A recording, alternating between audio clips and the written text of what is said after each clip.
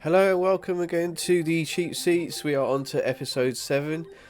Firstly, just apologies if I don't sound very good. I do have a bit of a head cold, so everything's a bit all bunged up and all nasally and horrible. So I apologise for that in advance. As always, I am here with the co-host, the co-founder, co-creator, co-champ, co-op, whatever you want to say. Orca Shield, how you doing? I'm not too bad, thank you very much. Good, With good. a smattering of applause from the live audience as well. I will have to edit that in one day. I'm gonna have to make good on the promise. So it's been a rather interesting week as far as the old wrestling's gone. So I've managed to catch up with pretty much all of it, which is rare. So I got a good look at everything that's been happening because normally I have to wait for you to kind of tell me what's been going on, but we'll start with SmackDown from last week because as we know these go out on a Thursday, so we generally will be having the next SmackDown tomorrow. Yeah. So last week, March 15th, as the Americans like to say, or the 15th of March, as it's said properly. Um, There goes half our audience. oh come on, they know I'm kidding. So we had The Rock do his thing. We had a load of matches that are building up the feuds going into Mania. I believe there was the tag team match was to advance to the there's going to be a ladder match at Yeah, WrestleMania. the ladder match for the Judgment Day, but it's weird because SmackDown have done theirs, as in the matches on SmackDown were qualifying matches to get to a finals match to then qualify for said ladder match, whereas Raw just went just having a qualifying match. Right. Okay. Okay. I mean, to be fair, if it needed to be done, they would have done it. So I think I don't know. I quite like the whole sort of qualifying thing because it it means something as Yeah, opposed to not meaning anything at all. So I suppose we'll go through the card. I mean, it opened with The Rock being Hollywood Rock again. Like he even came out to the Hollywood Rock music, which is good because if they're going to go all in on him being a heel at this point, they need to just grab all the heel stuff he'd done before. yeah.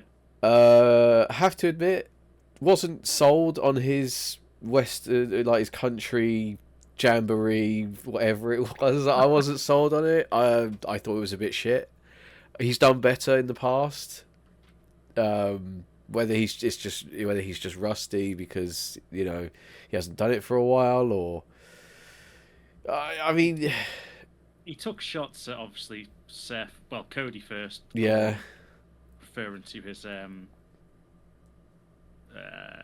Stardust yeah, I face. did, Use yeah, the background of Stardust yeah, sat behind me. saw that, yeah, And then he obviously then goes off after Seth calling him a clown again. Brings up Becky Lynch, this, that, and the other. yeah. Heat stuff, but I don't know. The beat was quite nice. I won't lie. Okay, so all right, so It was, the music artists did their job, yeah, the music artists did their job. right? Um, it was funny. It was classic Rock, like you say. He has done Yeah, songs in the past. I still think the best one that he's done has been the Vicky Guerrero one. yeah, yeah. That one was good. still stands out. Yeah, But yeah, he runs down. Basically, they're trying to do everything they can.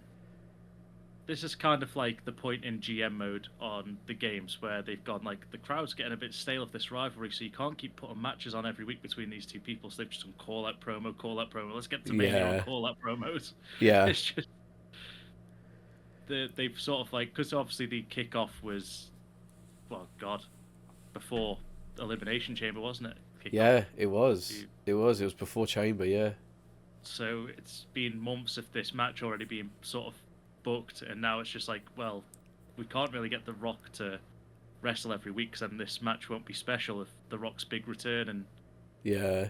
we still don't know. And people might go, well, actually, The Rock's now like 60. He's not good anymore. As much as we like The Rock, like the That charisma will never fade on The Rock, no. but his body and age will catch up with him eventually. And you've Yeah. seen in his match back the other week, or not in the match back, but when he first came out and started fighting, doing a few like, well, it was a brawl more. He was like sweating. He was just Yeah. almost have like 2 moves. Yeah. Yeah. He's gonna find out that. Well, he probably already knows, but it's going to be tough. He's going to have I think we're going to see a lot of Roman doing most of the work. Roman or the Bloodline, because the Bloodline aren't banned for the tag match, as far as I'm aware, anyway. Yeah, yeah, um, yeah. I mean, he. It's classic. It's classic Rock where he just shits on whoever he's going to be facing. You know, like I mean, you know, talking about great Rock promos, the elimination. Sorry, not elimination. The Hell in the Cell where he was fighting pretty much the entire top card. Yeah. Years and years ago. That you know, that's probably one of his best promos. And this wasn't on par with that, but it was good. He said what he needed to say. He got what he needed to say in. He got, yeah. And ended with a bit of live Moana. Yes, I remember watching that bit, just going, no, don't ruin it for me. So That's the best part of that thing, though, because we focused a lot on the song that he sang, but he does then stop the music and just go, I'm going to now talk. I can't talk to Dusty Rhodes, so I'm going to talk to Mama Rhodes. And then he's like, and I will give your son wants to give you a belt, and I will give you a belt, but it'll be the Rock's belt, and I'm gonna beat Cody. yeah, And this belt will be covered in blood, and I will hand it to you, and smile. And then he goes, and I will just say, and then he just breaks into, what can I say except you're welcome? welcome. That's yeah. I was like, don't do. I was like, as soon as you did, I was like, no, don't do that, man. But it's all right. It's okay. So someone else pointed out as well on the Twitterverse that Rock has been wearing similar shirts and vests, which are a callback to his first heel run. Yeah. And I pointed that out a few weeks ago. Yeah, he is bringing back all the sort of nostalgia. It is almost like a Rock farewell tour. This I feel. I feel like we'll always get him coming back in, but it'll be sort of like he'll come back in, maybe do a promo here and there. Promo, maybe be like the host of WrestleMania in the future. Yeah. So, when he's finished being president of the United States, he'll come in it will be things like that. Yeah, it will be. It'll be promotional stuff. Yeah, his actual in-ring stuff is coming to an end, and this feels like the sort of retirement tour where he's bringing back all of his old gimmicks, or everything from right when he started to now. I reckon next week he'll come out in a turtleneck. Oh, no, let's not get out too far. But yeah, then to mention, he also called himself the final boss. Yeah. I mean that. I'm not sure if Roman Reigns would appreciate that, considering that he was, going along those lines. But so moving on. Then we had a tag team bout. This feud's been. I feel this is one of these feuds I feel like it's been going on forever, but it really, really hasn't. It's been going on for actually quite a short period of time. Is the LWO versus Legado del Fantasma. Yeah. We had it was Angel Garza and Humberto. They were against Del Toro and Whacking Wild. Yeah. Again, this match, it sort of feels predictable where they're going with this match, and I have so many issues with these qualifying matches, which we'll get to over the course of the both shows, because I have an issue with the ones on Raw as well. But this match to me feels like, because like I said, this is a weird one, because Raw were like, these are your qualifying matches, you win this, you're in the ladder match. Yeah. And I'm pretty sure that this was like a semi-final match, then have another tag team match to then enter the ladder match. Yeah. I mean, do they understand what a semi-final is? So I don't understand sort of the thing, but for this, like you say, these have got a rivalry going on at the minute. For everything, like next week we've got Ray versus Santos, and that's going to end in a shithousery DQ or something like that. Something's going to happen in that match because they're not going to end that Of course it rivalry is. on a Raw, which means that still to me the match booked for WrestleMania should be the LWO versus Legado del Fantasma, Yeah. which means this match is a pointless one because these two teams, I don't think Humberto and Angel Garza are actually going to make it to Mania. I think next week, Joaquin Wild and Cruz del Toro will cost them their final match. Okay. This should have been, if this was going to be, like if one of these teams was supposed to be in the ladder match, you put both of these teams in the ladder match. Yeah. So that means this rivalry is going to go past Mania between these two factions. And that way, at least if they're both in the ladder match, they could take each other out of the ladder match. Because I don't think they're going to win. Neither of these teams are going to win the belts in this one. Come Mania. No, they're not poised for winning the actual belts. They'll be in there for all the high spots. Yeah. So to me, either if Angel and Humberto win next week and actually advance to the match, the LWO come into that ladder match because there's obviously no disqualification. Just take them out and the feud continues that way. Either way, this feud should have ended at Mania for me. Yeah. Yeah, I agree. Now you can't do that because you've split these two teams up going into Mania. So either it's foreshadowing and they're going to lose the semi-final match or whatever, the final match before going to WrestleMania, or they get taken out during the match at Mania by them to put WrestleMania Backlash as that match. Yeah. I do agree. I think that this should have blown off at Mania in like a kind of blood feud match. But yeah, I can't. So yeah, like you said, neither of these two teams are going to be. They're not poised to be champion anytime soon. It's and they can do some fantastic stuff, but yeah, they just. It's good wrestling, and it is good tag team wrestling, but which is great, but it's not. They're not building anything around it yet. It's kind of it feels like this is happening separate to everyone else going for the ladder match. You know, like they're all moving in one direction, whereas these guys are kind of having their own side feud. I don't know, but I just remember reading someone. I found it, and I'm going to read it to you. So, someone said first he lost his last name Carrillo, and now Humberto is just called Berto. By 2025, he'll simply be known as B. Because it's true. I hate this. I hate when they have. Because they're people. Like, you're not going to just call Randy Orton just Randy, are you? Like, Go Fran. Yeah, Rand. You know, like Drew McIntyre. Like, I know people call him Drew because he's the only, like Drew. But you still, when they're announcing him, they use his full name. So why are we losing? Why are some people losing their? Because it's part of their character.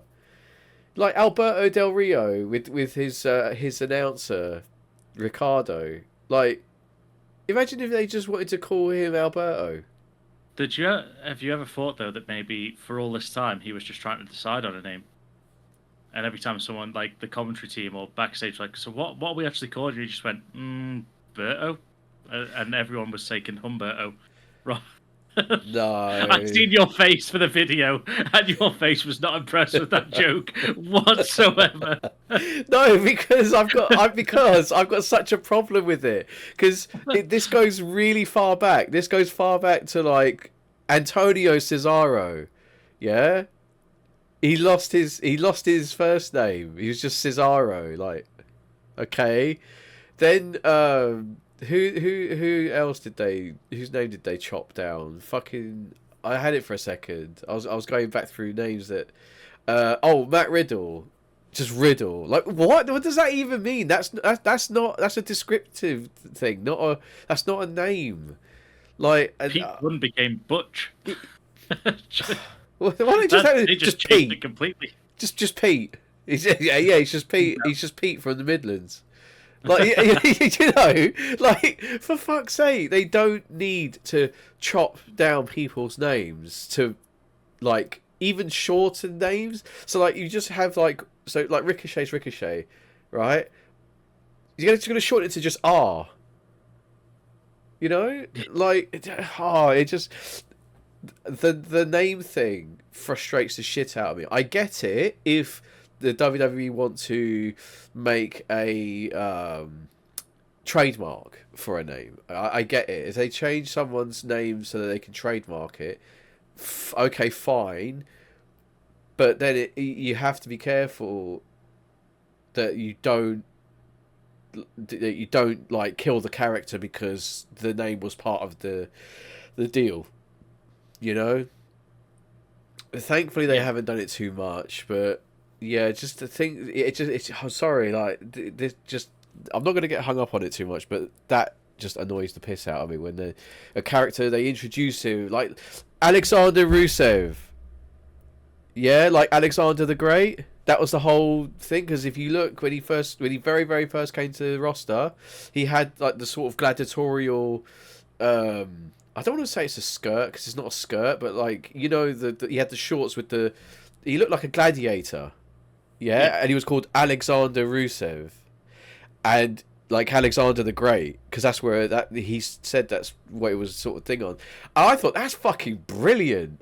That's no, just Rusev, but he's not Bulgarian anymore. He's from Russia, or he's representing Russia. Like, why? Like, why can't he be from Bulgaria? What's wrong with that? That sort of thing just really gets on my nerves. That is yeah. Ugh. Anyway, let's move on. Let's move on from that. So then Randy Orton versus Grayson Waller. Well, before we get into the match, there was the backstage segment. Oh, before this okay. match came on, where Logan Paul basically says to Nick Aldis, he wants an apology from Randy Orton, and then he said, "Have you managed to get one for me yet?" After what he did with the Prime logo, and Nick Aldis sort of just goes, "You'd have to ask him yourself," and Logan Paul basically says, "Oh, I should have guessed that because you can't even do your job of running a show because I've got no opponent for Mania." Oh. And that's how it ends. He just walks out, which feeds into this match, which we'll get to at the end. But yeah, then it gets into this Orton versus Waller. Yeah, I'm really pleased that Waller and Austin Theory are getting a lot of TV time. I'm really pleased about this because while they may not be winning a lot, they are in a feud with one of the industry's like legend killers, who has now sort of got the mature mind where he now tries to sort of help the younger talent. You know, like he tries to help them out, which I really admire. He's become the thing he swore to take out. Yeah, very much. Yeah, but it's good, and he's still doing fantastic stuff as well. But yeah, I'm really pleased that they're getting TV time because the more they're on TV, the more you become used to seeing them. The more you can sort of go, yeah, okay, I see I see these guys. Whereas if they're on TV once every 3 weeks, you kind of, I forgot they were a thing. The only thing, and I know what you're saying, like they're getting the rub and you're seeing them get these matches with KO and Orton. But I'd rather them just have 1 week where this feud sort of took a backseat a bit, and you actually got to see Grayson and Fury win a match, because it feels like they're just going to become glorified jobbers that are fantastic at selling and doing what they do. But I think every now and then they need to sprinkle in a win, even if it's a cheap win over them or something like that. They need something that it's not just I like, okay, here they come, it's defeat, it's defeat, I defeat. well, I hear what you're saying. I think we're gonna get that in the week before Mania. I think we're gonna because they got to make it like, because at the moment you're absolutely right. Going into Mania, you're like, oh well, Orton is gonna, is gonna win, or whatever, because we know what happens later. But well, Orton's gonna walk away with the belt. But if they were to cheat in the week before Mania, chairs, pipes, tables, whatever, and really do a number on Orton and Kevin Owens, it now throws in the sort of, oh, okay, are we going to be doing a thing where they're not 100%, where Waller and Theory could have an advantage, but we know what's happening now at Yeah, Mania regarding this group of talent. yeah. So Orton picks up the win. Theory tries to get involved What a shock! and gets fought off. But then after the match, Logan Paul comes out and attacks Orton after last week and tries to get his apology. And all three of them basically start. The numbers game just outweighs Orton. And then KO's music hits. KO comes down to the ring and Logan Paul just fucking does one. He's gone. Yeah, He sort of takes off and lets the two heels just take the absolute beating here. But we come to one of the best spots of the night for me, which is the sell from Austin Theory, where he right. takes a stunner from Kevin Owens, and as he springboards back up, gets hit by an RKO. So you get a stunner into an RKO from him, and he sells it so well. Like, he's just become this master of selling. Like, you had the stomp in the Elimination Chamber where he pretty much does a headstand before falling over. Like, he goes to, like, the old sort of Shawn Michaels-esque selling. Yeah, And then now he takes this bump, which was just, it looks so good and so fluid yeah. into that one move into another. He's very But good. then, yeah, so as that beatdown's going on, Nick Aldis comes out after that backstage thing and he says to Logan Paul, I've decided on your opponents. And Logan Paul sort of looks at him and he goes, oh no, he says opponent. And then he says, oh, Yeah, sorry, I misspoke, opponents. And yeah. it's Kevin Owens and Randy Orton and Logan Paul in the triple threat match at Mania for the belt. Which is interesting because at the moment Kevin Owens and Randy Orton are on the same page. Yeah. Well, there was that sort of like hesitation in after the beatdown happened where Kevin Owens fought all of the heels off.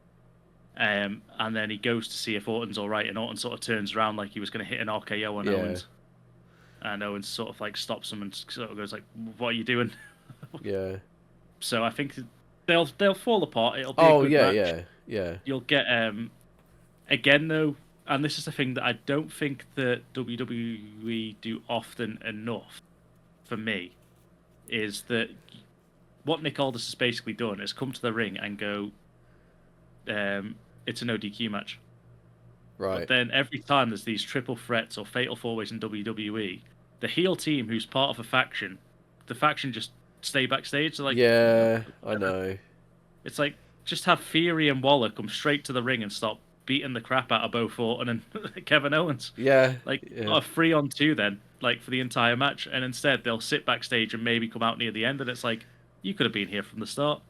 You could yeah. have literally just been down here. There's no rules against it. No, you're right. You're right. This has been a problem that WWE have had for Christ years, long, long, long time. Yeah, they have a no DQ match, and if one of the persons involved is part of a stable, no, his teammates don't come down to like help him win or help them win. They don't. They just. You're right. They stay backstage until their cue, and then they run down. It's like, oh, fuck. It's like, come on. Like we. Unless it's like the pre-match, you see him say like, "You guys stay here." You know, only come Yeah, down if I give you the signal. And then there should be a point in the match where, if that's the case, that you can see him visibly like calling them out. Like then yeah. that all makes sense in the story. But yeah, bollocks. It's bollocks at the end of the day. But yeah, yeah. Yeah, I'm pleased. Like I said, pleased these guys getting on TV. Theory sells like a god at the moment. I hope he just keeps doing what he's doing because it's good work. I hope that after Mania that this feud is finished, like they all move on to other things because like I agree with you. Theory and Waller do need to start picking up wins. I do agree with you. And I 'Cause think they'd make good tag team champions at some point because they'd yeah. just be dicks with the belt, and it'll be glorious television. Oh, it would. They would be absolute dicks with the belt. Like but again, they need to get to that point where people can be like, "Oh, okay, all right," it's slightly believable, I suppose. Yeah, Uh, we need to mention as well that LA Knight, he came out, got on the mic, uh, great little promo as usual. Um, he challenged AJ Styles to a match at Mania. Styles being the shit biscuit heel he is at the moment. Clobbers my boy with a chair right in the back as well. Then he pins him to the floor with the chair and sits on it. yeah. So you accept. Just to tell him he accept. Like he could have cut a promo on him. Like sat on it, he could have been like, "Look at And you, you're down, and I've got you down, and you didn't that see it coming." Yeah, he could have cut a little promo on him, but that's another thing I took exception with after seeing both shows. That again just like didn't need to happen because that spot looks fantastic, and it would have been better in the match that it did happen in again on Monday Night Raw. right. And when you see it happen like every other week, it's like, okay, that's nothing special now. It's like, okay, same thing. Yeah, So yeah, we'll get to it later on. But yeah, yeah, there was a match on Monday night where the exact same spot happens, where a chair on someone's neck sat on it, and that made it in the match. It made far more of an impact. yep. Um, and So then yeah, just have it every week. It just seems a bit weird. they're overusing it. Yeah, yeah. So then we had um, I don't know why this has been packaged together so quickly. I'm assuming that the matches did not go on for very long, but you had Dragon Lee, who I'm still getting used to because I'm all for luchador master wrestlers that like, but again, there's sort of okay, like what's their story? Why are they here? And like I know that he was in NXT for a while, but he took on Santos Escobar. Like he has a problem with Legado del Fantasma as well. Yeah, he basically is doing it for Ray's honor, Rey Mysterio's honor. So like Rikishi, he's doing it for the Rock, but this guy's doing it for He's Ray. doing it for Ray. Yeah. Okay. So, and last week they had a match where Dragon Lee won. He got a roll up and won. So this is the rubber band match where Santos picks up the win in this one. And again, it's very similar. And this is why I say that first match between Legado del Fantasma and the LWO is going to keep rolling on past Mania now Yeah. because this feud is never going to end. Because after the match, again, weirdly, Dragon Lee comes down to the ring alone. Santos brings the rest of his faction down with him, Yeah. which meant at the end of the match they just jump Dragon Lee and do a beatdown because there's no one from the LWO there to help out. Yeah. It's like it's just really weird booking in this rivalry that makes no sense to me.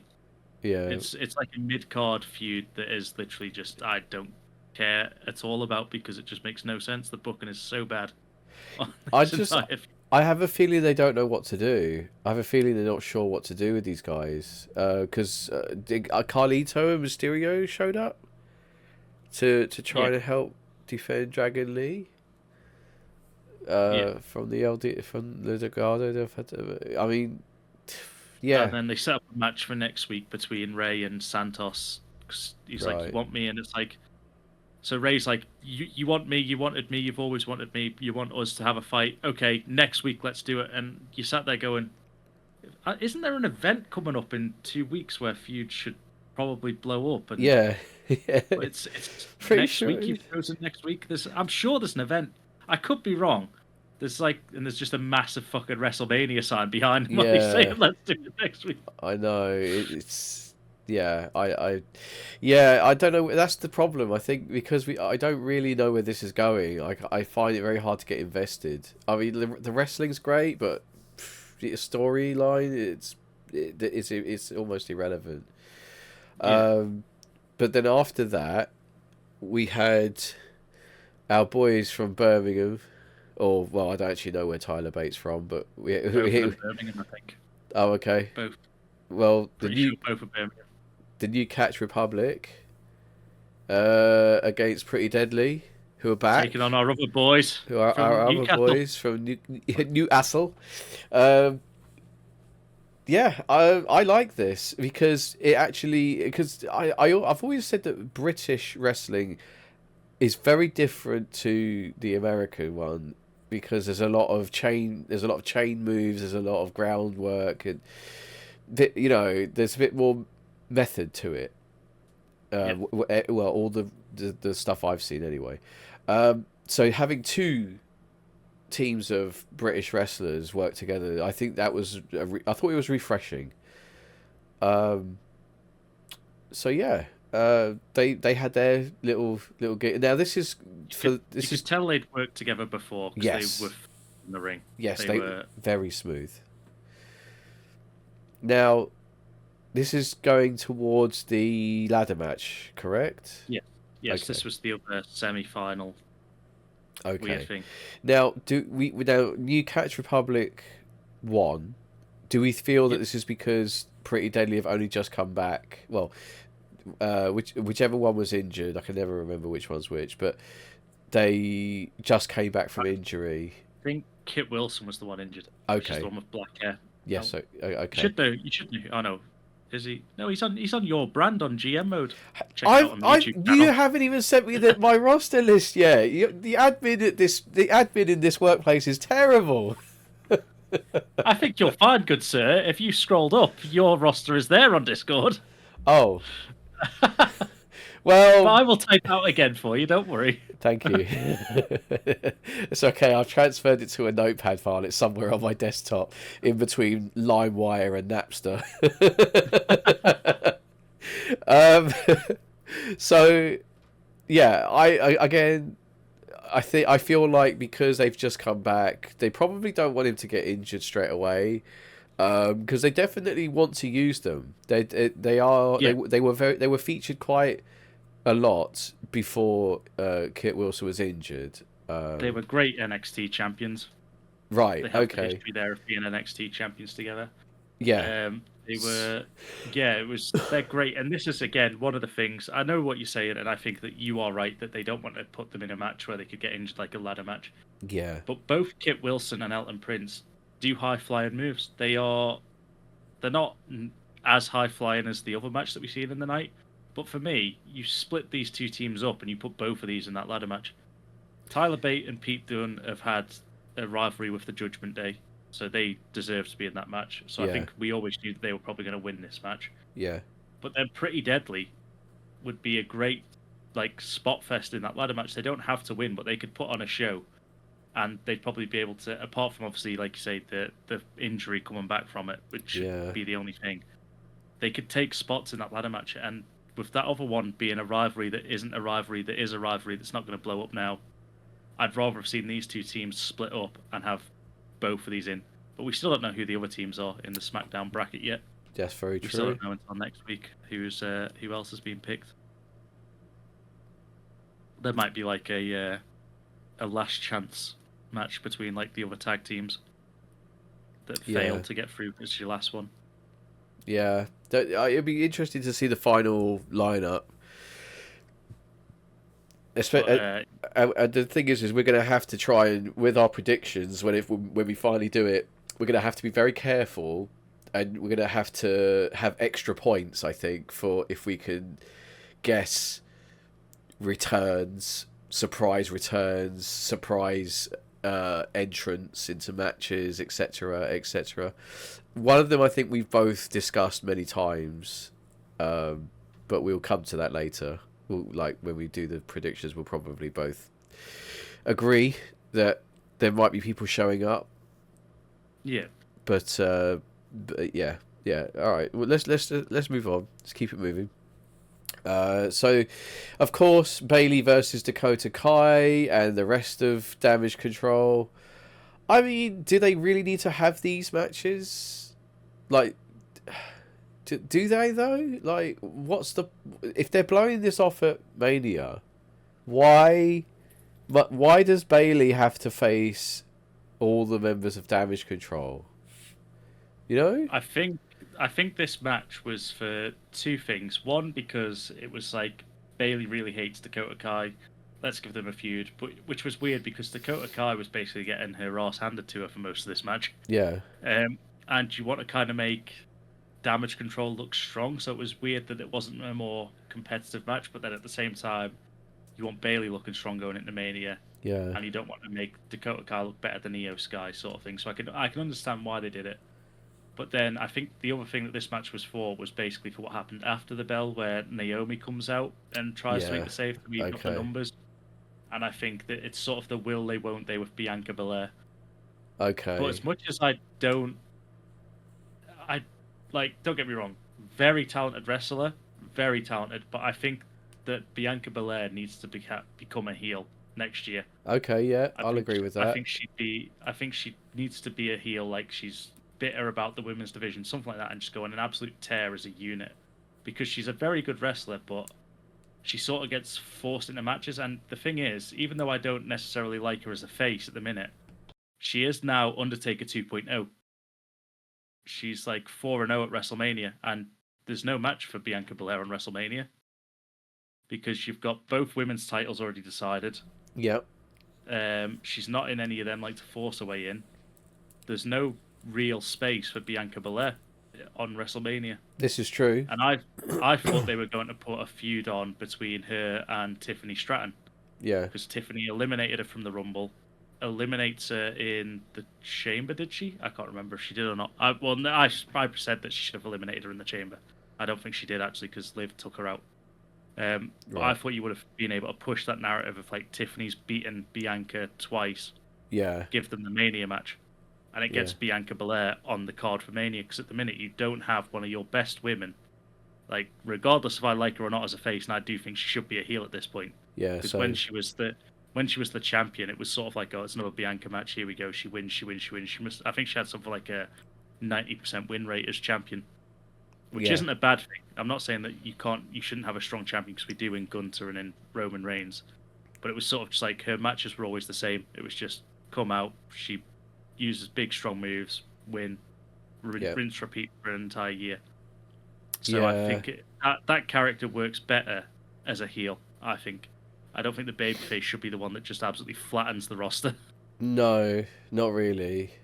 No, I mean it's fine because but yeah, I agree with you. I absolutely think that it should be a case of Bianca Belair. She needs to be a heel at this point because I'm not gonna lie. When she first came along, I was like, oh, wicked. I was like, okay, I quite enjoyed. At this point, I'm kind of sick of it. I'm kind of bored of the whole. And this is not anything she's done. It's just like you said. They keep booking her into things that she's not really got much going inside of it. Yeah. And she wins all the time. It's a bit boring. It's a bit John Cena. This is the whole John Cena thing again. Having a face that was once popular, that they've sort of gone too far. Like if a John Cena heel turn at some point would have probably, got more fans on his side, I suppose. Now we look back and we're like, okay, we understand why, because they had no real sort of faces at the time, like no big faces really. Yeah. But now you've got several big faces, and yeah, you've obviously got several big heels. And again, I'm bringing up a lot of them in the men's division. But you have got Rhea Ripley, who's technically a yeah, heel. yeah. But She people is. cheer her because it's Mammy. But she is technically Well, a heel. I think people cheer her because of like she's just great. Yeah, she's just fantastic at what she does, and Yeah, yeah, and Tiffany Stratton's getting loads and loads of hype. She's meant to be yep, a baddie. She's yep, meant to be like a gold digger sort of like daddy's girl, you know, yeah. So spoiled brat. Spoiled brat. you That's haven't the really got a heel on the women's side that I can think of that people actively boo, apart from maybe Damage Control. But then if you Nia look at Jax. Damage, yeah, Nia Jax as well. Nia Jax and Damage Control are probably the only two that people actively boo at the minute. Yeah, And when you look at Damage Control, like I don't want to boo some of the members of Damage Control because I love Kairi Sane. I never wanted her to go. I think she deserves to be better. yeah, You love same. Oscar, Yep, and Oscar. I do. I mean, I love Oscar as well. Again, someone that people will probably want to cheer more than they boo because they are very talented competitors. Like They, yeah, the only person in that faction at the minute that people want to boo actively is Dakota Kai. yeah. And that's because even in NXT, she turned on Tegan Knox, I remember that. she turned on Raquel Rodriguez, Yeah, she's turned on all her partners in the past. She is an actual legit natural heel. yeah, Whereas the others, I think, are more babyface. All three of the other members of Damage Control, I think, work better as a babyface than a heel. And so yeah, you've got no real heels in WWE at the minute, which I think they need to try and address in the women's division anyway. That are like proper heels. yeah, yeah. Well, maybe I don't know. Maybe after a while, Bianca can turn. You know, Yeah, maybe it's yeah, it's hard. Um, I think that was all on SmackDown, wasn't it? that was all. Yeah. Yeah. So it was a pretty concise show. You know, it's as far as I was concerned. Anyway, it's a pretty concise show. Yeah. Didn't go on for too long. Although Rock, he could do what he fucking likes. He could do 2 hours and just be like, you know, everyone's got 30 seconds for their matches. I run this brand. I'm doing what I want to do. Pretty much. 'Cause he is now one of the heads of TKO, so he's on the He board. is. So he technically does just run the show. It is his show now at this point. Any NXT news or AEW news you'd like to share? There wasn't a great deal. Darby Allin can't climb Everest because he broke his foot in the Jay White match, so he can't climb Everest this year. We also had. Oh no, Darby Allin won't die. What a shame. Like, Yeah. of course everyone's happy about that. And you also had a title change. So Edge is now a 2 times TNT champion. He beat Christian Cage in an I Quit match. Okay. Or just Christian for everyone here. for the WWE fans. But yeah, then you've obviously got Mercedes Moné back in AEW earning a ludicrous amount of money. Yep. Tony Khan got that dollar.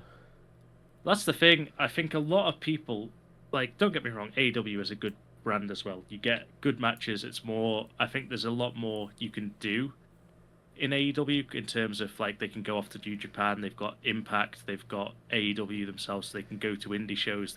Tony Khan doesn't seem as strict as, I've signed you, you work for me, and me alone. He seems to work with these other companies. Like Jack Perry's been in New Japan for the last few months or weeks. He hasn't even been back on AEW. I mean, he's still technically in the sin bin, isn't he? Yeah, he doesn't really like the fact. Rumors are that Tony Khan doesn't like him because he cost them CM Punk. Because of basically all it kicked off. Yeah, I remember.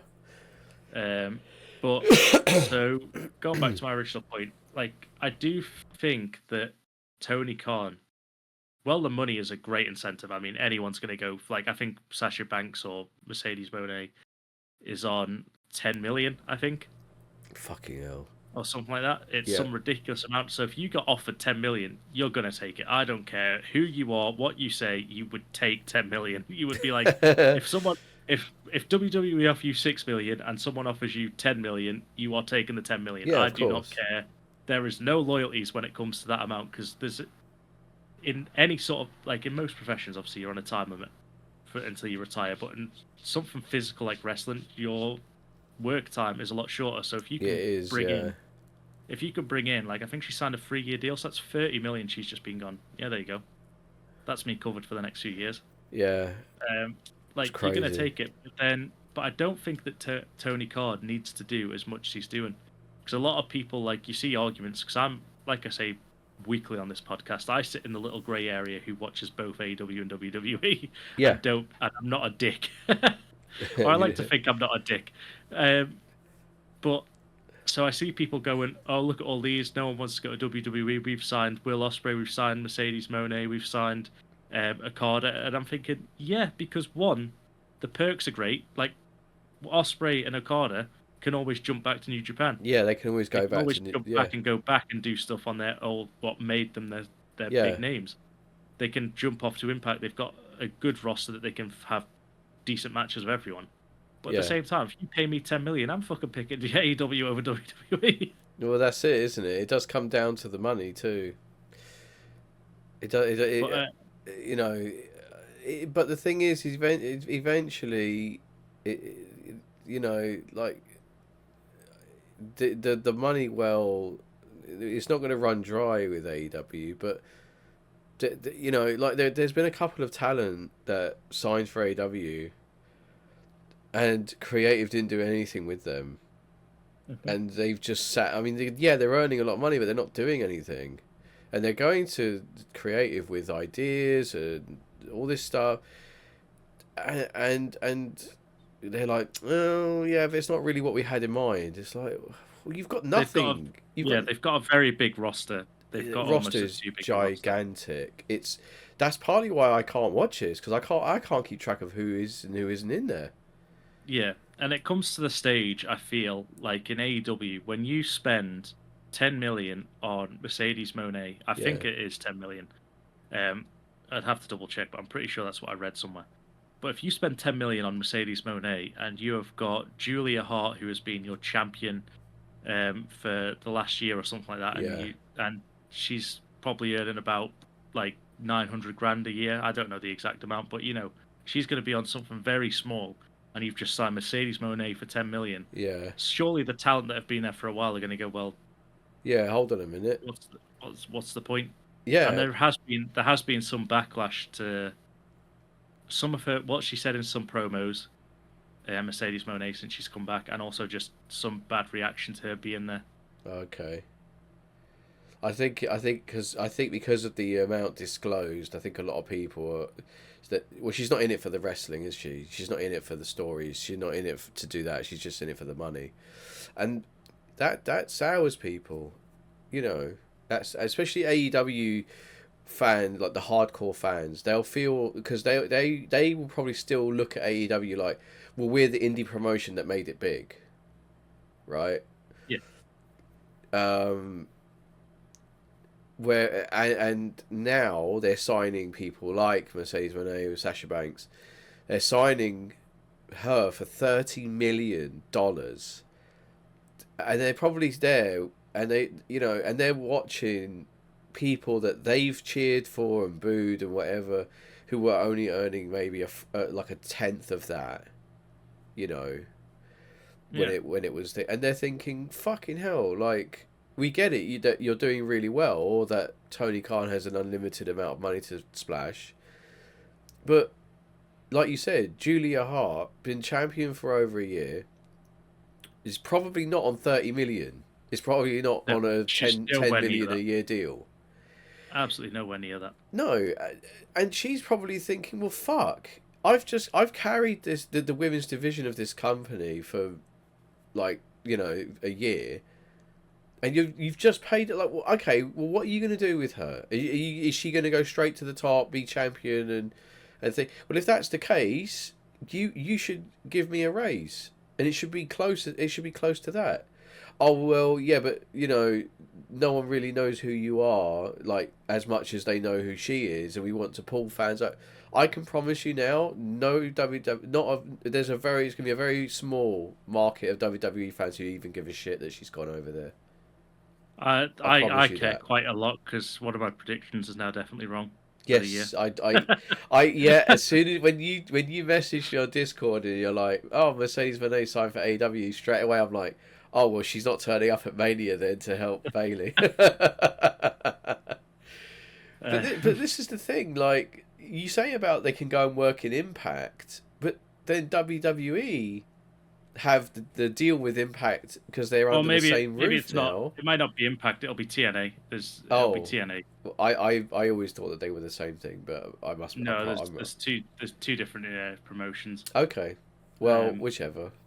but It makes no difference. AEW definitely have like a partnership with one, and the Okay. other ones with SmackDown. Oh well, WWE, and then one's with AEW. Yeah. All right. Well. But Okay. just before we go on to Raw, like you say, if people that do get annoyed, like that they're not getting paid as much money, I'd happily take like Julia Hart and Yeah. that whole faction, the House of Black. Yeah. I would take them back on WWE in a heartbeat. Oh, Like if you brought Alistair Black back, Buddy Murphy back, and Julia Hart come in with them, I'd be down for they'd that. be so good, right? But I tell you who I want back, even more than that, is the Blackpool Combat Club, and I want them more than that because imagine it maybe not this WrestleMania, but let's just say next WrestleMania. There's some big build up, Bloodline 2.0 or something, and then these guys show up to challenge them, led by Regal, and he's giving the orders like Paul. That he's the Paul Heyman of that. Yeah, I would just be like, holy shit, because you'll have Daniel Bryan, you'll have John Moxley or Dean Ambrose, and you'll have Antonio Cesaro.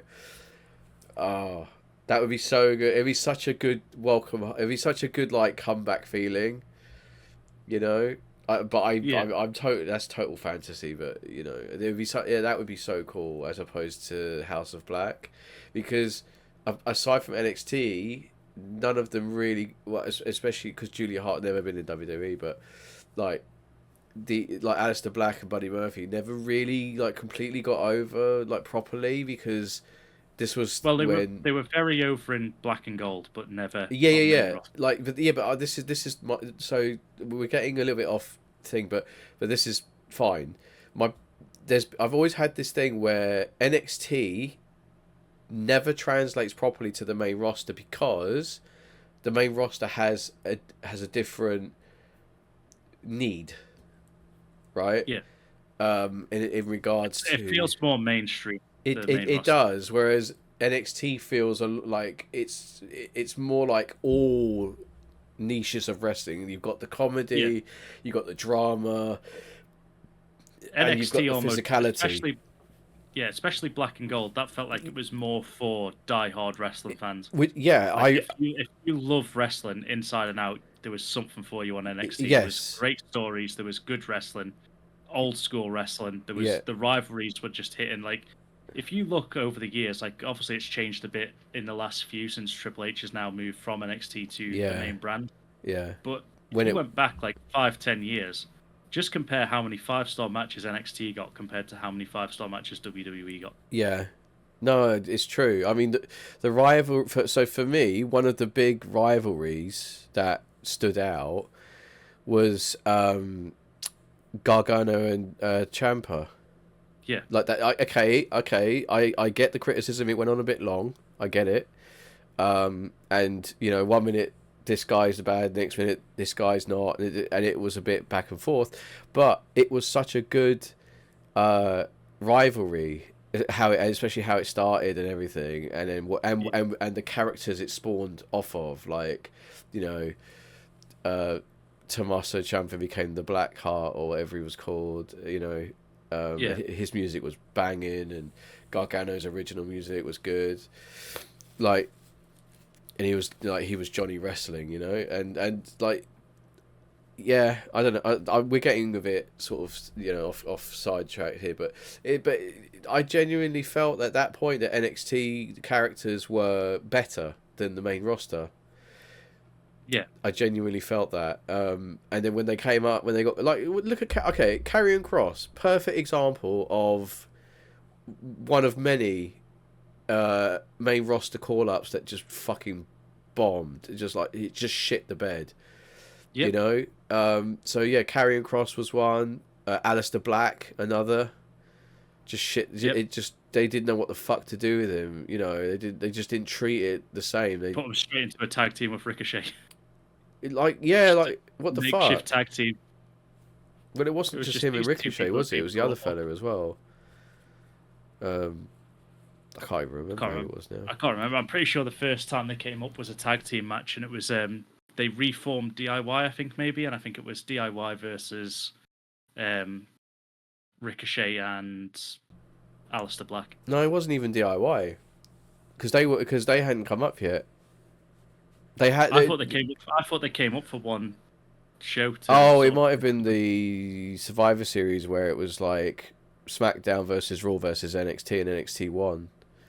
Yeah, something like that. It might have been around that time. All I know is that they fucking really shit the bed with a lot of NXT call ups, which pissed me off because like some of the characters and people were great, and then I think it was the Revival maybe.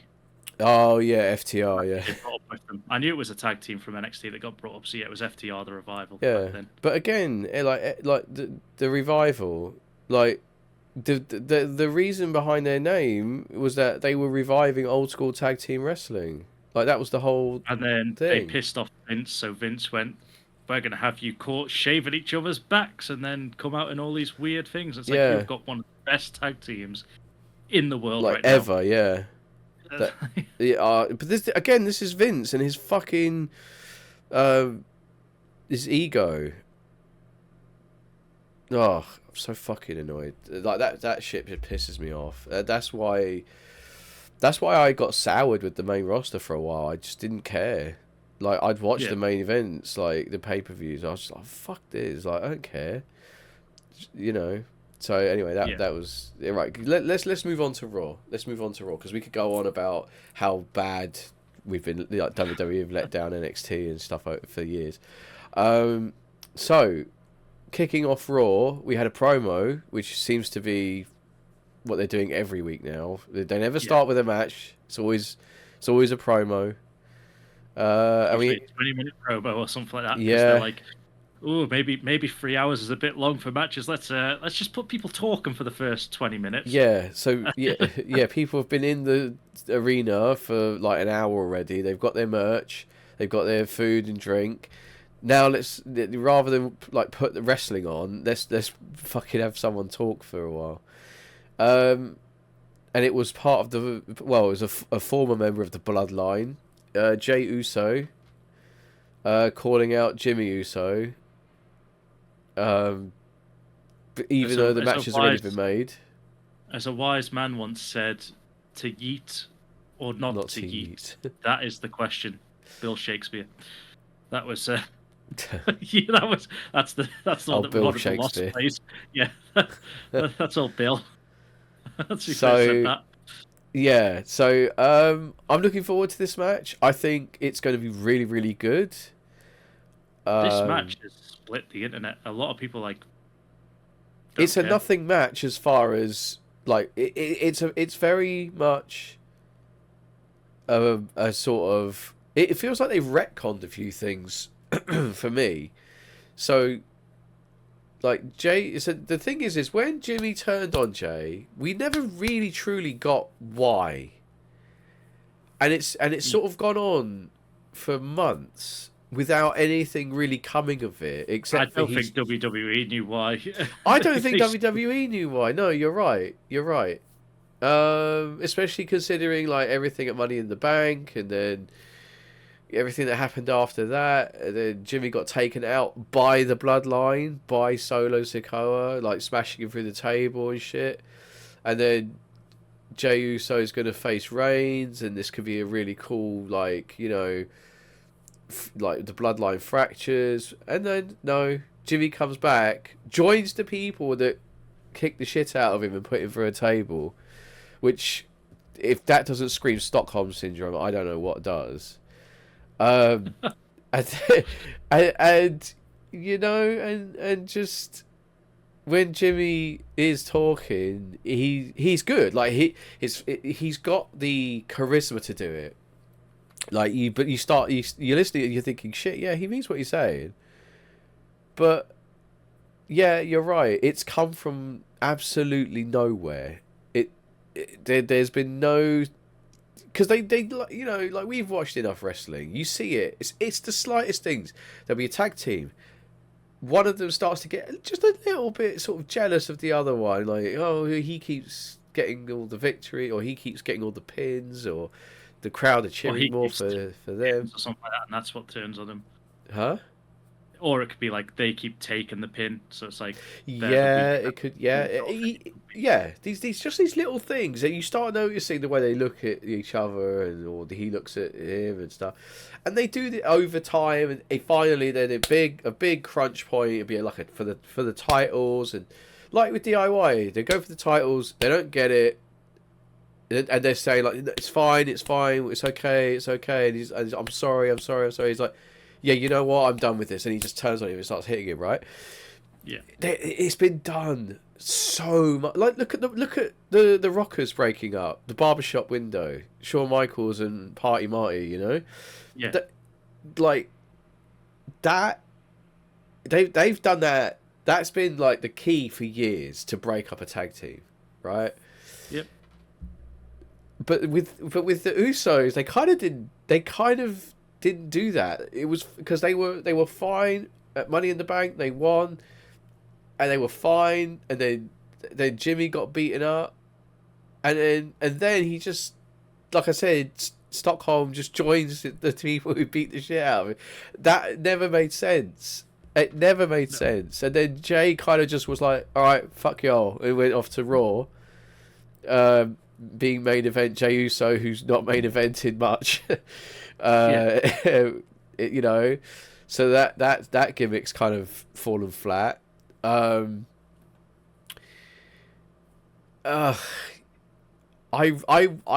think the match is going to be good. I think it's going to be very good match, but there's fuck all riding on it. There's nothing. Yeah, there should be. It means they nothing. should add to it. I think they need to add to it. But like you say, this match, if you could pick two people that should have perfect chemistry with each other, surely it's two twins that have been brought up doing the exact same move. They probably trained with each other for like their entire career. Yeah. These should be fluid in the ring. This match should have no botches. It should just be an absolute joy to watch in terms of your like fluid liquid wrestling. And they'll go harder on each other because, like, you know, the punches will be stiffer, the kicks will be stiffer. They're gonna work snug, you know, like if they do any submission or chin locks, it's gonna be all snug. It's gonna be good. It's gonna be a good wrestling match, but there's fuck all riding on it because it's not like if Jay wins, Jimmy, you know, backs down and is like, okay, all right, you know, if you want, the door's open, or the other way around, you know. Like Jimmy will be like you know, even if you had it just a one-way thing where it's like if Jimmy won, Jay had to rejoin the bloodline. Yeah. It's like even as like their little bitch boy. Yeah. They make him suffer in it. Yeah. Like even something like that would put more on the line to this match. And, it would. And yet again, you've got main event Jay being in like the third or fourth match of a 6-match card. Yeah. Mid card Jay. Mid-card, yeah, that's the thing. They've called him main event Jey Uso. What the fuck is he main evented? He ain't gonna be main eventing Mania. So ridiculous. Anyway, but we might as well mention that Cody Rhodes came out to make the save because he's good guy Cody Rhodes and he has all the friends. He's fighting off the bloodline. He's the Hulk Hogan of the 2020s. Yeah, fighting off the bloodline in what is probably about a $10,000 suit. Yes. Yeah, I don't know if you saw the pocket watch, the chain for his Yeah. pocket watch. I was Yeah. like, if that fucking breaks, Cody, you've just smashed a 40 grand pocket watch. Like, don't do that. you know. So then we had DIY versus the Creed brothers, and Match of the night. I was upset with the result. I'm not going to lie I to was you. upset with this entire match because you know full well that my favorite wrestler, or one of my favorite wrestlers, is Johnny Wrestling. Yes, I do. And so I was happy that DIY got through this match and got into it, but I think Creed Brothers should also be in that ladder match, I which is agree. why I said it on SmackDown that the matches made no sense. Raw's ones pissed me off beyond belief. Yeah. And we will get to the other matches that are on. Or Yeah. should we just cover them all in one go since they're all... Yeah, fuck it. Let's no, because do you know what? I'm absolutely with you. You and me are on this train together because I looked at who was facing who, and then I looked at who won. I was like, oh fuck, all the way off. They have absolutely shit on this fucking ladder match. Where I don't give. You could bring back the Hardys, the Dudleys, Edge and Christian, the Rock and Roll Express. I don't care who the fuck you bring back. I'm not interested anymore. They've fucked this all up. So yeah, go for it. Run through the whole thing. So both of these tag teams to me should be in it. This was match of the night for me. The Creed brothers look fantastic. Their moves are insane. They're so good. For the size of these two guys, the fact that they can just do effortless, like, standing moonsaults and all shit like that, insane. Their moves look brutal, like their tag team finisher almost, where they just launch the two bodies into each other and they crumple. Fantastic. Both of these teams, DIY deserve it since they've come back together. Yes. They've had a feud with Judgment Day. They should be in this match. They should. Creed brothers, up and coming. Both of these teams as well, we should add, never been on WrestleMania. Never had a WrestleMania match, so you should have put the Creed brothers in this match. We then get to the second match, which is later on in the night, but we'll skip past it when we come to it, which is the Awesome Truth versus Indus Sher. Pointless match. R-Truth came up with the ladder match. He is bound to be in it. The entire thing, if this feud has been R-Truth and the Judgment Day, they were going to win. So it's a pointless match. The only good thing that came from this tag team match is the moments leading up to said tag team match, where Kevin Dunn basically got fucking shafted out of that building. Because it was one of the best shots that I have ever seen. Because we'll get to the match before, but it follows... oh, no, sorry, it wasn't a match before. It was the contract signing for the IC belt. Sorry. And Sami Zayn comes down and signs the belt, and they have the argument with each other. Yes. And we'll cover more. We'll cover that in a minute, yeah. But basically, the camera follows Sami Zayn up the ramp, through the curtain, through Gorilla. He storms through the middle of DIY and Awesome Truth, who are having a conversation.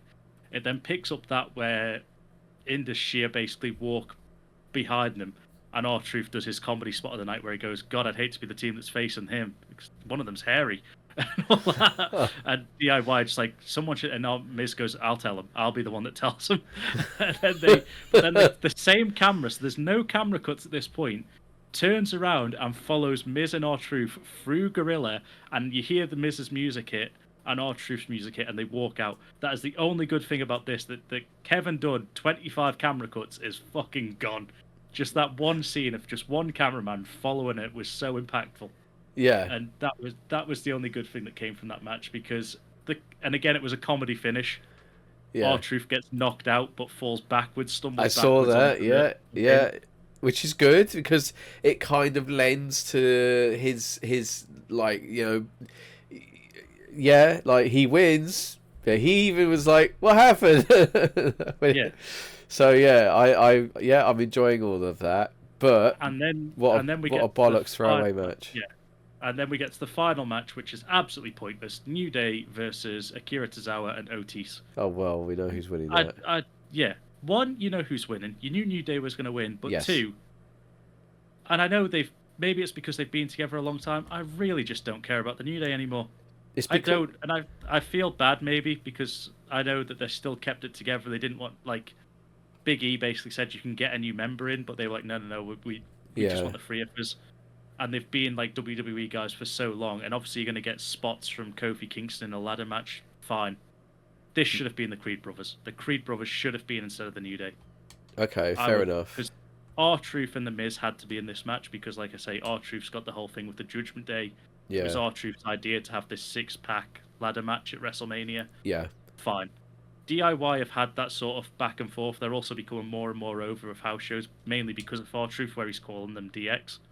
Like there was DX signs in the audience and stuff like that while they were having their match. Yeah. And then this match is just, it's two teams that I don't care about. I don't care. Neither of them are going to win the ladder match because they've had no build. It's just, we've got the New Day, they need a WrestleMania spot, and we've got a team to take the fall in the Alpha Academy. Like, this pissed me off royally, this match. When I seen this, I was like, after the bagger of the opening match that we had, Yeah. the Creed brothers should have been in this match instead of New Day. Because obviously I can't say they should be in as well as the New Day because Raw only got 3 spots and they're on Raw. Yeah. So, okay, I have always been a fan of the New Day. Always. I think they were doing the comedy stuff before Vince left, which is good because, as we know, since he stopped, there's more comedy wrestling. Like, there's no way he'd have let R-Truth do this, get away with the stuff he's been doing recently. But the New Day, they were funny, but in a way where you were like, okay, like, we're allowed to like these guys. Like, they were doing like the funniest shit. Like, they came out at WrestleMania. They came out of a box of their own cereal. Yeah. They were dressed like Super pancakes and stuff like that. Yeah, the pancakes, and they were dressed like Super Saiyans at Mania and stuff like that. And then they were like Final Fantasy where they had the hot dog cart with the umbrella and stuff. And I was like, I've always been a fan of the New Day. So seeing them go through to the ladder match is superb. I will always hope that it's a gateway so that Big E can make a big surprise comeback. I'm praying for it, and I will always hold on to it until he finally says, like, no, I am actually like done, like in ring, I'm done. Right? He hasn't said that yet, so I'm holding a candle for that. But there is absolutely no reason why DIY and the Creed brothers should not be in that main event at Mania. There is absolutely nothing that tells me that they shouldn't be there. So, yeah, I'm with you. I think that there's been a massive cock up on their part. And I feel like they're going to. I have a feeling they're going to retcon it very soon, like in the next couple of days. I think they're gonna retcon it. Maybe even give the Creed brothers a match on SmackDown to try and get in that way or something like that. Because that match was like I say, match of the night. It had to be 4 or 5 star match. It was fluid, very little mistakes. The Creed brothers were getting over as hell. Like, okay, yes, they might have been a bit lucky because Gargano and Ciampa, well, they're like, I wouldn't want to fight them. They'd knock me out with their little finger. But then, in terms of other wrestlers, they're quite slender. They're smaller. They're things. So yes, their power moves probably looked a bit more powerful by the fact that they could just chuck these two around because they're lightweight. In terms of, like, you're not going to see them do their big like double finish on Braun Strowman or something like that. They probably could lift them up, but I'm just saying, like, it wouldn't get the same impact as like they actually launched these two into each other. Yeah. And they took each other out.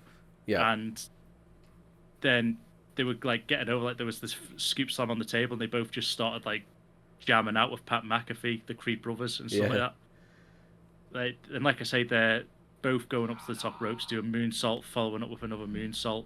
Everything was just like so fluid. The double teams were fantastic. DIY, like I say, Johnny Gargano, one of my favorite wrestlers, so I'm happy that he's in the main event and they get a WrestleMania match. And then, but even the finish to that opening tag match was just, it was something that I don't think has been done properly in a long time, because we all know the format of a tag team match. It's wrestling, hot tag, big thing. But the finish always comes when one partner comes in, takes out one member, that member then gets taken out by the in-ring person, and then the finisher happens and one of the teams win, blah, blah, blah. You all know when a ladder match or a normal tag team match is going to finish. Yeah. This match it started off looking like that, where one of the Creed brothers basically takes out, I think it was Gargano or something like that. Then Ciampa takes out the other Creed brother. Then Ciampa gets put into a roll up, but Gargano slides back in and then just does a super kick. Well, not a super kick, but you know what I mean. He like just boots him square in the face as if he's doing a roll up, and just lets Ciampa then reverse into a roll up of their own. Yeah. And it was just such a nice finish to a tag team match that wasn't just the usual spot fest of chuck you over the top rope. You can't come in anymore because I've launched you over the top rope. Yeah. No, you're right. It looked great. So the finish looked great, but this match to me, as soon as I seen this, because I was obviously being on nights, it's great because it means I get to watch all of these Raw and SmackDown and get paid for it, basically. I mean, unless my manager listens to the podcast, then I was working hard and this was on in the background. But no, it was like I say, R-Truth had to be in this match because it was his idea. The Judgment Day feud is set for R-Truth. Yes. Whether Awesome Truth win it, I don't know. That'll be a good match to see what we think is going to happen with our predictions. Yeah. My heart, obviously, wants Johnny Gargano to lift the belts. I want him to have a strap, and I want DIY to have it. But, the Creed brothers deserve to be in that match, and the fact that they're not on Mania now at all, or they might be in the Andre the Giant Memorial Battle Royal. Why? Yeah. That's something else they need to bin off. That is fucking pointless. I'm sorry. It's just a payday for people, so they get the entire roster on the card. It can't be a lot. It can't be much. It's going to be fuck all, and winning it means nothing. It might just be that people. It might just be people in their contracts will appear at certain shows, and if people will make an appearance at Mania, and they've got nothing planned for them, they can just go. Here's a battle royale, so you're in Mania. We've fulfilled our legal side to put you on the card. Yeah, but it's all bollocks, isn't it? It is. Yeah, I agree with you that it's a terrible match and worth nothing. Right. There's many things that are worth nothing. Like I think the longest reigning champion WWE has at the minute is Braun Strowman. Because he won a belt for that greatest ever Royal Rumble match in Saudi Arabia. It's never been seen again. It's never come out. But he is still a champion of that belt. It's like 5 years now. And where is the monster among men, Braun Strowman? Yeah. Exactly. So then we had moving on, because we can be pissed off about that for hours. Let's move on. Another match that I'm pissed off. Another match that just did not need to happen. Katana Chance, Kaden Carter versus Indy Hartwell and Candice LeRae. I can't get behind the Candice LeRae character. Like, it was already soured enough by the first thing that you do. Like, if she did this last week, this is fine. This is heel 101. This is something that, okay, you could do a heel turn. But the fact that after what she said about Maxine Dupree, and there was no follow-up about that on this week's show whatsoever, it was just like they'd gone, oh, well, we've made a mistake. Let's we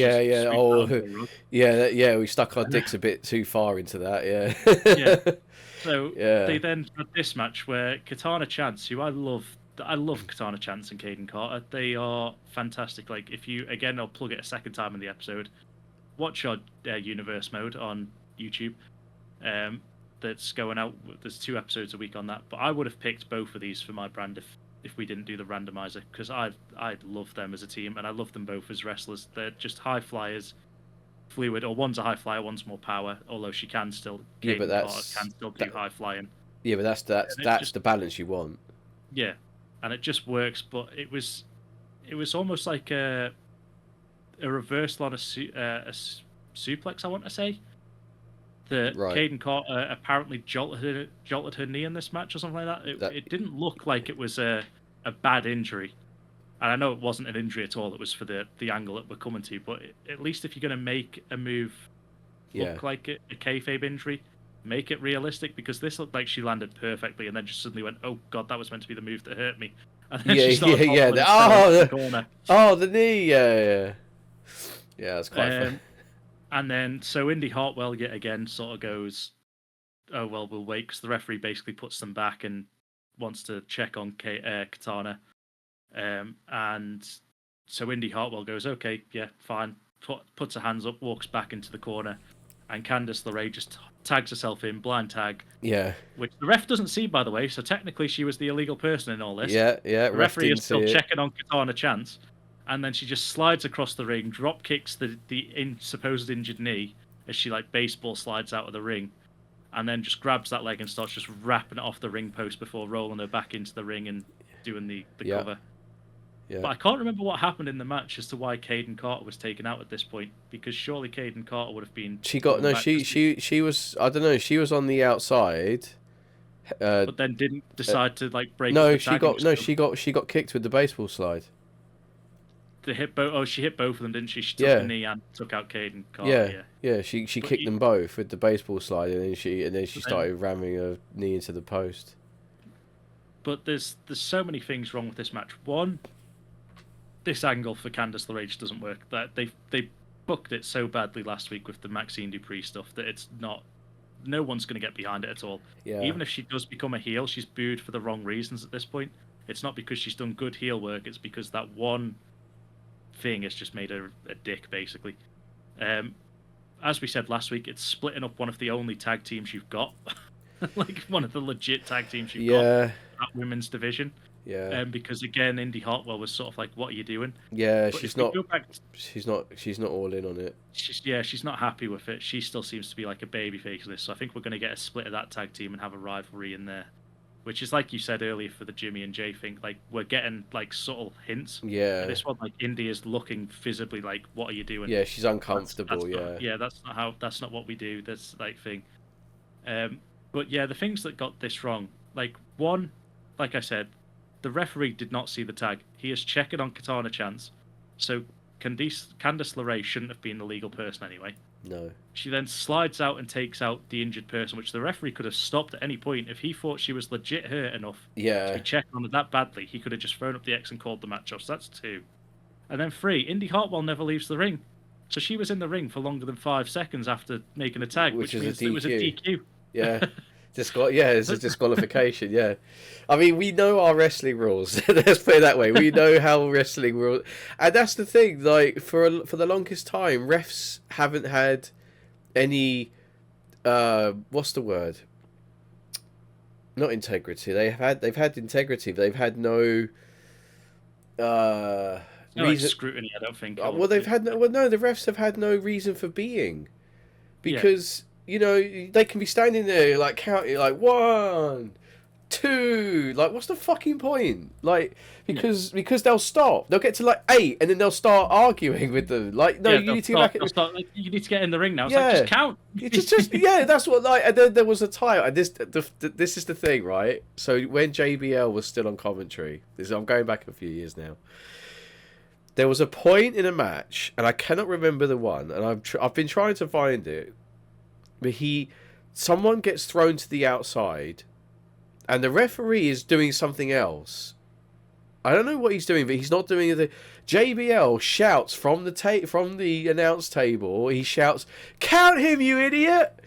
And then the ref, he sort of goes like, and he goes, 1. It's like, oh fuck's sake. JBL, loud as you like on commentary, shouts from the table, "Count him, you idiot!" And he was like, "Oh, 1." Fuck. You've also got the credibility. That's the word I was looking for. Credibility. You got to give the referees credibility. If the referee has control of the match, like just have the referee just be like, okay, I'm counting you, or I didn't see you tag, so you need to get out. Like, oh man. Yeah. It's like, what? Yeah. But that could have even extended the story further, because if the referee says, "I didn't see you tag, you need to get out," then it again either forces us to get out the ring and then tag herself in, because like we say, Indy was sat in that corner, or again it makes Candice LeRae basically force Indy to make the pin doing something that she doesn't want to do, which fractures that tag team again. Well, going back to like referees making bad decisions, you had last week the IC gauntlet match. Yeah. Like if you look at the photo, everyone's saying that Chad Gable's shoulders weren't down. Which yeah, is always I know. Thing in a roll-up pin to get, like, especially when you're jacked as much as Chad Gable is. His shoulders fucking probably don't even touch that. Which part of his shoulders, because they're so big. Yeah, but so you've got that. But then if you look at the actual ref, the ref can't see it anyway because he's behind Sami Zayn. He's on the other side. Yeah, see, integrity and all. It's not. Yeah. So you've got that, and then you've also got the one that always makes me laugh, and similar to you, like how you've got that one that sticks out in your head where JBL shouts. It's the Roman Reigns Kevin Owens match. Oh, the where he can't get the handcuffs. Yeah, he can't get the handcuffs off. So it gets to about 7, and then the ref just fucks off. The ref, he just walks away. He's like, well, if I keep counting, this goes. You know that Vince is probably standing like not far away, and he's like, get over here! Don't do it! Don't count anymore! Because that was, yeah. But like all that would have taken was a camera angle of like either Paul Heyman or someone else, like the Bloodline. They were a thing back then.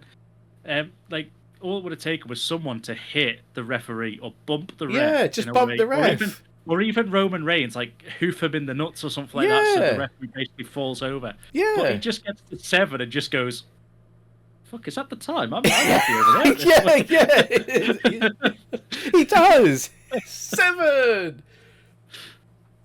just silence. He just leaves. It's like the camera's panning in so much on Roman and like Heyman that you can physically hear Heyman go, the key won't work. It's just an absolute botch fest. Oh my god! Getting picked up as the refs just goes dead. Yeah, he's just 7. There's just nothing. Oh my god! I'm so glad you reminded me of that because that was so fucking funny. That, yeah, like bump the ref. Heyman, stand up, chin the ref, knock him down. There you go. Problem solved. You all know that the referees are made of paper mache. Yeah. You don't need to believe that Heyman has actually punched a ref. He can do whatever he wants. That referee's out for a year. Honestly, it's embarrassing, isn't it? Because the referees they're soft, right? SAWFT soft, right? and they get like they catch like a strong draft and they go over. So yeah, dude. Yeah, so anyway, like yeah, ref integrity needs to come back big time. Let's move on because we're clocking up a lot of time here. So then we had Cody Rhodes firing back at The Rock. LDS. LD. I really enjoyed this promo from Cody. It felt good, like it was like real, and he he took him to task, a lot of backstage politics and stuff like that. He pulled the curtain back a little bit. He pulled the curtain back a little bit, and we know that's like an unspoken rule. You don't do that, but yeah, he kind of was like, okay, all right, you want to do that? Okay, fine, let's play. And he exposed him a bit. He's so good on. He's so good on the WWE fan action scene. This is the guy that for a long time now is just going to be the top babyface of this company. I can't see the crowd turning on Cody like they did in AEW. I just can't see it happening for a long time now. I think that he's just so over. He works the crowd well. His promo skills are there. He is just like you phrase all the time, good guy Cody Rhodes. He literally just does everything correct. He is the company guy, and he is surely going to be the face for WWE for the next 5 years or so at least. I don't see them ever turning him into a heel at this point. No, definitely for a long while he will be. Yeah, he will become the face of the company. Because he's easy to recognize as well. He's got that sort of and I hate using it, but he's got that sort of Hogan aura, like you just if you look back at the old wrestling, whenever Hogan was whenever he was out, the crowd were on their feet. They were Yeah. they were excited to see him, and I think the same goes for Cody Rhodes. Every And all of time these he's out, the wrestlers crowd go that mad. yeah, well, as a song says, out the curtain, lights go up, and the crowd say "whoa." But and that's sort of what I was getting at. All of these wrestlers that we've spoke about here, the second Hulk Hogan's music hits, the crowd went mental. Yeah, The second them trumpets hit from John Cena, yeah, crowd goes mental. yeah, Downstate for Cody Rhodes, the yeah, crowd gets on their feet instantly. yeah, Everything about the package, like you say, he's got the aura about him. He can work a crowd. He keeps the crowd in the palm of his hand. He's good with like the kids and the young yeah. The young members. fans, Like yeah, there was one from a house show I think the other day where there was a kid in the front row or that was dressed as him, like he had like a cosplay on of his attire. So Cody Rhodes basically just picks the kid up over the thing and does the entrance with him. So when the first like whoa hits, it's just him and this little kid on the ramp just doing the like yeah, arms out, head up.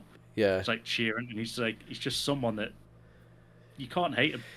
You cannot hate Cody Rhodes. And the thing is, and to your point of people not hating on him, is because the fans that are there now with their kids are probably my age, around my age or around it, and we remember what wrestling was like before. You had these good guys who were the goodest guys, right?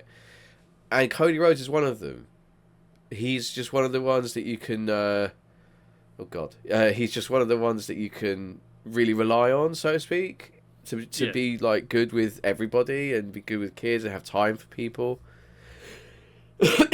Sorry. So yeah, I think Cody Rhodes is going to be. And I know we're racking up on time, so I'll make this last point quick on this because and this goes back to what I can't remember. We do a lot of content on the channel nowadays, so I can't remember if it was in one of our universe modes or if it was in the podcast last week where you were talking about how The Rock can sort of just swear, break the walls down. He seems to be the one that gets away with moving away from this PG sort of thing. Yes.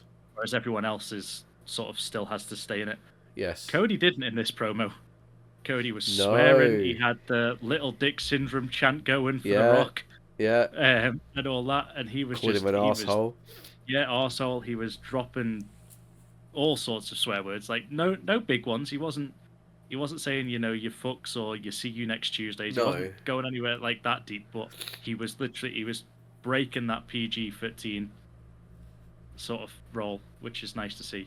Yeah. But as soon as halfway through Cody's thing, when he sort of after calling The Rock with his little dick syndrome, when the bell rings, which I think is just going to be the chant you're going to hear ring out around WrestleMania in Philadelphia. Yeah. They are going to have a hard time lowering the fans or blurring that one out. When you've got 60,000 people chanting it. Yeah. He's interrupted by Paul Heyman. The wise man came out. Yep. To offer Cody Rhodes a deal, which was on Friday.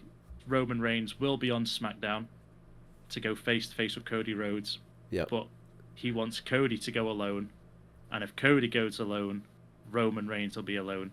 Apart from, as Paul Heyman says, him, but he is no threat to Cody Rhodes. That we know of. Yeah.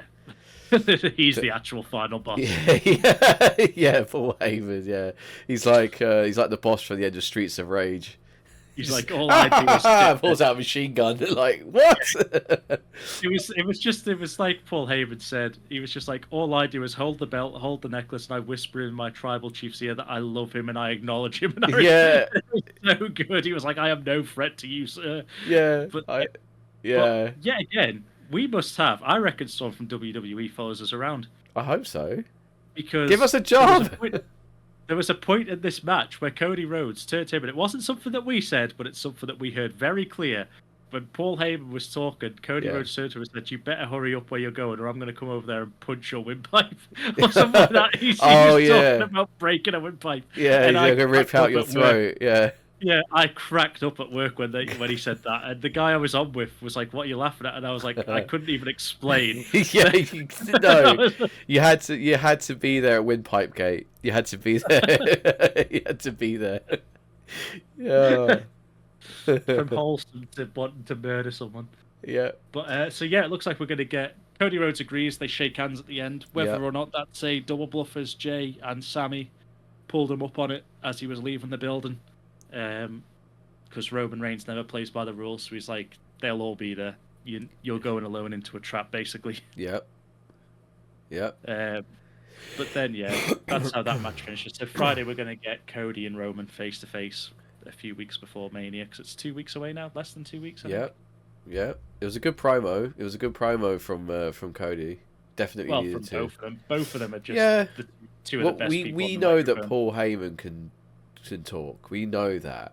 But Yeah. it's nice to see Cody get to just like take the shackles off and just be like, right, I'm gonna actually tell you what I really fucking think. You know, rather than do his usual like try and meet you in the middle, but tell you I'm gonna beat you sort of thing there. Yeah. So quickly moving on. Ricochet versus Dominic Mysterio.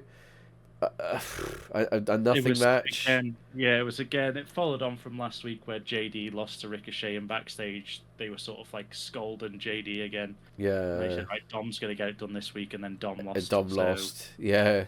I don't understand why the push for Ricochet of recent, but he definitely deserves he was always one. the Triple H guy, wasn't he? So I think this is just sort of him. Yeah, but what again, happened. he's better off suited to being in the title picture for the IC, really, or US Well, even. the problem you've got at the minute is that the IC title is on someone that is on par with Roman Reigns. Yeah, So, you know, yeah. It is. It really, really is. Yeah, Gunther's he is the final boss of his game. yeah. Um, Yeah, which we actually missed out on. That wasn't in there, but earlier on in the night, which we did say we'd go back to, is Sami Zayn is about to come out and sign the contract deal. That's right. And Chad Gable basically says to him, "You can't win. Yeah. You can't beat him." And Sami Zayn gets rather pissed off at that, and everyone was thinking, "Oh, is this going to be like how Chad sort of maybe sneaks his way into this and makes it a triple threat match?" But no. Yeah. Sadly, it doesn't. Because later on in the night, Sami Zayn confronts him again and goes, "What did you mean?" And he goes, "That's exactly what I meant. You're like." Gunther's basically too good, and you're in your head. You've questioned everything. You're not there. You need to be all there for him, so you can't be. And between everyone here, you and me, and the millions that are listening, and the millions. I hope Sami Zayn doesn't. I want Gunther to retire Sami Zayn's. I'm that sick of Sami Zayn now. I'm that sick of him. I've got John Cena syndrome with him. I'm so sick of him getting pushed to the ceiling and fucking just nothing happening. That I want Gunther to retire him. I want Gunther to add an extra clause to his glorious IC reign and just add a retirement to it. Because I don't give a fuck. I really think that this is probably the worst piece of booking that WWE have thrown out for WrestleMania so far. I'm probably missing something that's worse than this, but no, there is absolutely and the way Gunther is just like, you can't beat me, like in your head, the actual contract signing. Gunther is so good, and it's the stuff he says. And for years we have been saying that the mid-card belts were just forgotten, and Gunther has brought that belt back to being arguably the best belt that company has at the minute. Obviously, because we've been saying for years, the Bloodline, some people said the Bloodline didn't need the belt for some of their story, which I agreed with. At times, the belt seemed like it was second fiddle to the actual story. Because some of the matches Roman had, you knew he was never going to lose. Yeah. Whereas this IC belt, like, the first thing Gunther said was like, "This is my challenger. This is a prestigious belt, and you come to sign a contract dressed like that." Yeah. And Gunther's in like a full suit because He's he in wants a it to be suit, like a prestigious title and this, that, and the other. And he's like, and then he's just like, Sammy's like, "Oh yeah, you're smiling." He's like, "Because you can't beat me." Like he's got that sort of like arrogant sort of, but he backs it up every week. He backs it up. Yeah. So yeah, I think Gunther is just unfortunately, like, and we'll get to this in our predictions video, which comes out on the channel close to the WrestleMania. I'm with you. I want Gunther to retain. I want Gunther to just. I don't want Sammy to win here. No. But at the same time, at some point, Gunther needs to go after that main belt. He does. He does, and I if Sami Zayn wins at Mania, it's going to be for fuck all. Yeah. It's not gonna do anything for him, right? And all it does is it just frees up Gunther to go for the championship. Yeah. Which is fine. Which is fine. But Yeah. if you've got Cody, if Cody beats Roman on night 2, and Drew beats Seth on night 2, then you've got a heel champion in Drew McIntyre, and you've got a face champion in Cody Rhodes. Now, I wonder which one Gunther's going to go for. Yeah. So I rest my case. Let's move on, because Yep. I just want Gunther to shit on Zayn. I cannot bear to see Sami Zayn win at Mania. I don't know I'm just sick to death of him at this point. Up next, we've glossed over one of the matches we've already talked about it. So now it's Drew McIntyre questioning Seth frickin' Rollins. There was a promo off between these pair. Yeah. And as Drew's making his way to the ring, he's halfway down the ramp and Seth Rollins' music hits and he just walks past him dancing. Yeah. And Seth just looks pissed off completely. And I want Drew McIntyre's shirt. I love that shirt that he's got on now. The one that predicts the future. On the back.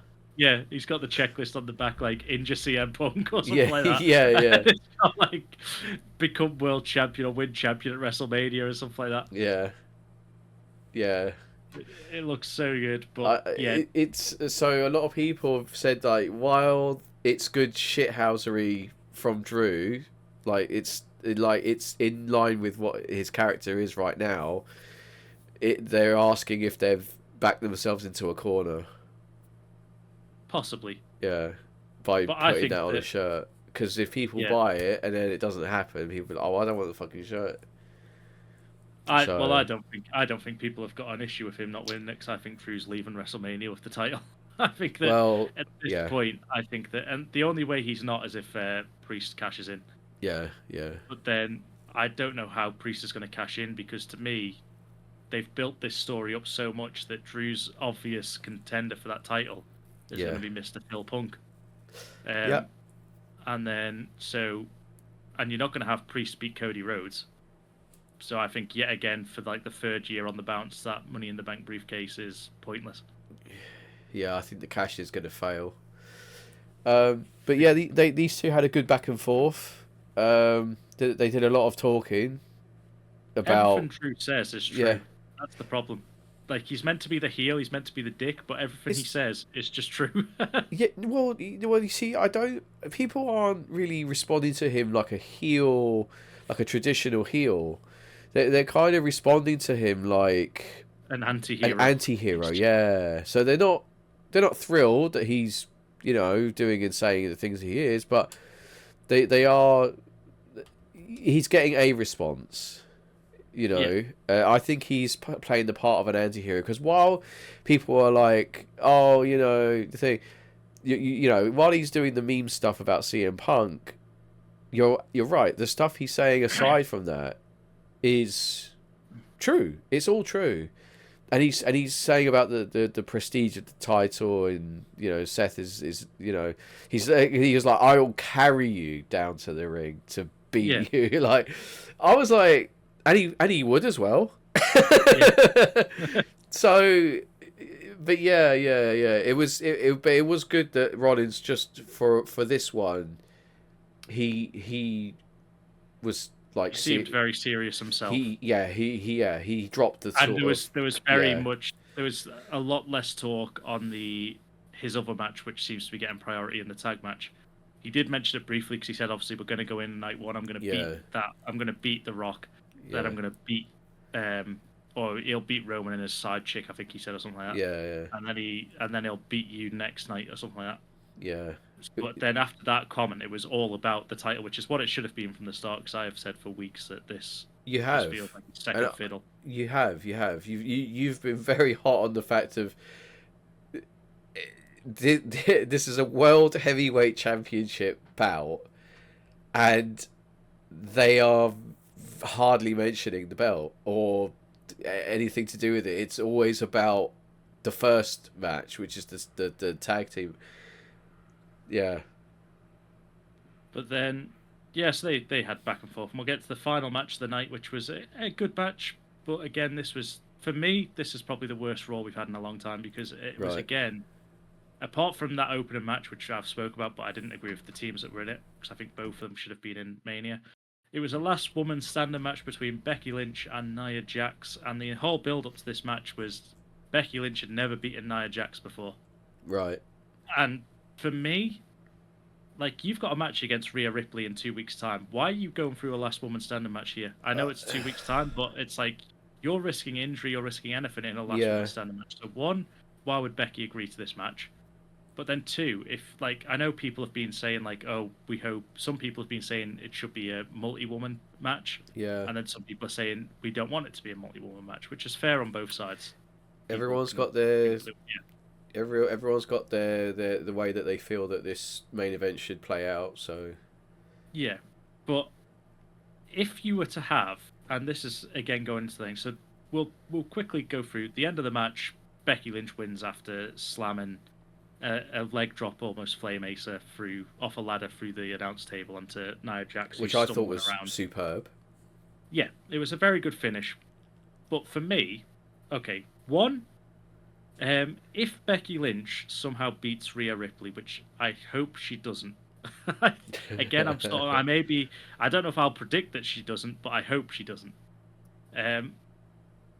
Then you need someone to go up against Becky Lynch. And Nia Jax, who's never lost to Becky, would have been the natural story to go through on that one. That Nia Jax come out and go, okay, yeah, I lost to Rhea. I wanted the next match against Rhea. No one else should have got it. You've never beat me. I'm coming for that title. I want the belt. Yeah. That's a natural thing, because like we said earlier on, there's not many women that get booed. No. So, but then also you've got Nia Jax, who's been looking very dominant, suddenly loses a match going into it. And again, backstage, there was like, which again, it's so bizarre, some of the stuff. I know there's obviously dark matches, but backstage, there's a conversation between Becky Lynch and Liv Morgan. And the thing that Cody Rhodes does, going back onto the men's side, is like Cody Rhodes turned up in a suit. Like he phased off someone coming in and like what he'd wear into the building. Becky Lynch and Liv Morgan have this chat. Liv wasn't on this card yet; she was in her full ring gear. And she's like, are you going to come to the ring? If you better not get involved in this. And Liv's like, I won't. She's all yours. Yeah. And everyone's like, okay, maybe you could get this fatal four-way if Liv came in and helped out, and then Rhea comes in, whatever, and you maybe set up a fatal four-way match. But there was none of that. So Liv's just randomly wearing her ring gear, pants and a t-shirt backstage for whatever reason, because she's not in any jeans or anything. So she just. I truly, I get where you're coming from, and I am 100% behind what you're saying. The sentiment of like, don't be backstage if you're not being featured. Don't be backstage in your ring gear. Be in like like a sweatshirt, just chilling, cup of coffee, and just be like, no, I'm not going to get involved. Because you're clearly not going to get involved, But then if you do, you can still do it while wearing a tracksuit, a thing. Well, you can wear a tracksuit, or she could have her ring gear underneath it, and she's cooling the person. But to be stood there in ring gear, like, I'm not going to win. It's so fucking weird. It's like, it's just bizarre. Like wrestling if the wrestling universe is just bizarre. Like people are hanging out backstage like they've never gone home or anywhere else in their ring gear. Like they don't have clothes. They just have their ring gear. It's so bizarre. Yeah. And this was the match that I was referring to earlier with the AJ Styles and LA Knight thing. Yeah. Where Nia Jax is a bigger lady. There's nothing wrong with her being a bigger lady. I'm just stating a fact that physically compared to Becky Lynch, Nia Jax is a bigger lady. Yes. And that made it so much better when Becky Lynch kept getting up. Nia Jax hits her with her, like, the finisher that she does, the bonsai drop. I don't know what she calls it, but I don't know if she's got her own name for it. But it's the same move. I don't know, but it's a bonsai drop. She hits that and then drags Becky Lynch into the middle of the ring and places a chair on top of her, so it's over the neck and everything like that. And then Nia Jax just sits on the chair. Oh. And that, to me, is a better finish, because there's nothing wrong with her doing that. She technically could do that and then say count. Yeah. And the referee, if Becky Lynch can't get up because she can't remove her neck from underneath this chair, Yeah. Nia Jax wins. And there's no way for her to lift it. So Becky Lynch obviously grabs a kendo stick and starts wailing away on the back to the point where Nia Jax falls off the chair so she can get up. But what I meant earlier on was like, because we'd seen AJ Styles do it, it lost some of its impact when Nia Jax just pulled out a chair and did the exact same thing. Yeah. Like that would have been a really cool spot because like everyone's like, oh, isn't that the thing that AJ Styles did on Friday? Yeah. But instead, you have, if that hadn't been done in like weeks, then you could have like, oh shit, did you see the spot where Nia Jax was going to win by doing this? Yeah. Yeah, I agree. Yeah, they used it. Yeah. Yeah. But we've said it before, Nia Jax, like if you asked me 3-4 years ago, would Nia Jax be a good champion? I'd have laughed and gone, you can get lost, you're not a wrestling fan. Yeah, not if you want her to like hurt the rest of the division, yeah. But since she's come back, she has been one She's of, been if really not good. the best women's wrestler that they have. That is clear improvement and clear, love for the craft to learn from, her past mistakes and get better. And I'm not saying that she was unsafe because no one goes out to hurt their opponent legitimately. Yes, okay, maybe she was a bit sort of like naive, maybe is the right word, and she was making a few mistakes, which can happen with nerves or something like that. Yep. But she doesn't intentionally go out. So people that were like saying, "Oh, she's gone out to physically hurt someone." Like, no, she hasn't. No one in this job goes out of their way to hurt someone. They are always trying to protect other people. I mean, there was that bit. There was that bit with Charlotte Flair. Yeah. Where they were like legitimately slapping each other and like no selling. But that's because of a botch went wrong or someone botched something, didn't they? And they took offence, then decided I'm going to stiff shot you. And then because one got stiff shot, the other one was like, "All right, you want to do this then?" Just shot back. I would never get into a shoot fight with a Samoan. No. But yeah, to me, I think that, like I say, if Becky Lynch picks up the win at WrestleMania, you didn't want to have Nia Jax lose this match. This was a throw at, yes, okay, their rivalry's been going on backstage where Nia Jax keeps attacking Becky Lynch, so obviously you need to have a match between them at some point. Yeah. But save it for after Mania. Yeah. Save it for after Mania, where if you do crown Becky Lynch, you have a genuine challenger already set up for Becky's title because they've been doing it for weeks. Well, maybe this is what leads to it, but yeah, I know it could still lead, but it was just the fact that all the way the commentary team and everything in the build-up kept saying Becky Lynch has never beaten Nia Jax. Yeah, I know. She has never pinned Nia Jax, never done anything. Even now she has. Yeah. And in the last man standing match, which is WrestleMania tier stipulation. Yeah. So to me, they could have just like held off on this match and had, because then that's also something that you could feed into video packages for that challenger. If like, you've never beat me. Yeah. Yeah, exactly. And then it either makes Becky Lynch overcome the odds in a match that means something more, or she gets beat again, and it's sort of like that's Becky Lynch's final boss. Yeah. Well, we'll never know. But that for was me. I don't know about you. SmackDown was the best out of the two shows this week. Yeah, I preferred SmackDown. Raw was fine, but there was too much that pissed me off. So yeah, so SmackDown was. And we had Pat McAfee's teleprompter back where he started squiggling lines. Yeah. He did one about him yeeting and nearly blowing his knee out. So he had like his look at this. My eyes were on Jay, and then my knee here. And then look at this, and he drew like a little circle in the bottom corner. It's Michael Cole laughing at him. It's like, just please let that go away as quickly as it came. It's it's so fucking shit. Like, it's just such a crappy gimmick. It's just it's not good. We've said in the past it works in sport which isn't scripted. Yeah. But any wrestling fan, we don't sit here and go, this is all legit. We know it's scripted. We know that the winners and losers are determined. Okay, some of the match gets improv'd on the fly. But it's scripted still at some point. Like, at least in football, you can have, like, oh, he's seen this run here, and this person's going off here, so it makes space here, and you can actually analyze something. But it doesn't work in wrestling. Get rid of that. Get rid of that thing. Yeah, it's got to go. It's not a popular thing. I hate it. I see it, I'm like, oh, for fuck's sake. Like, here we go. But that is, but yeah, that's it. I think that's it from us. We're clocking up nearly 2 hours, so we've done well. We've done really well. Um, please like, follow, subscribe, all the good shit. We are still again. We are on Spotify every Thursday, with the video version due to go out shortly afterwards. We have a GM mode or universe mode kicking off. We've already got Raw uploaded to the channel, week 1, and plus the draft as well. That's already all up and ready to go. So go check them out. And a bit. SmackDown is currently uploading. So Awesome. that'll be out tomorrow as we record this. Well, there you go. That's awesome. Love that. Yeah, so that's it from us. We will be back next week to.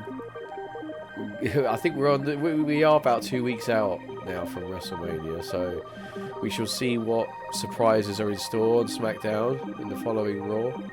And until then, it is goodbye from me. And goodbye from me. Take care, guys. Have a good weekend. Ciao.